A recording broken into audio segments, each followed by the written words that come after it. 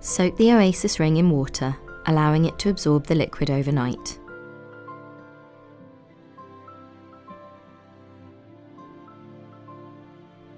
Tie a loop of string to the ring.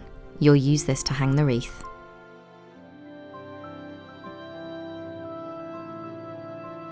Add short pieces of evergreens to the ring, working around the circle.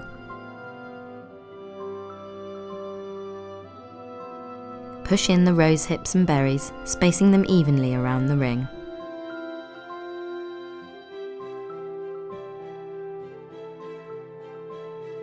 Add the festive trimmings, making sure they're evenly spaced.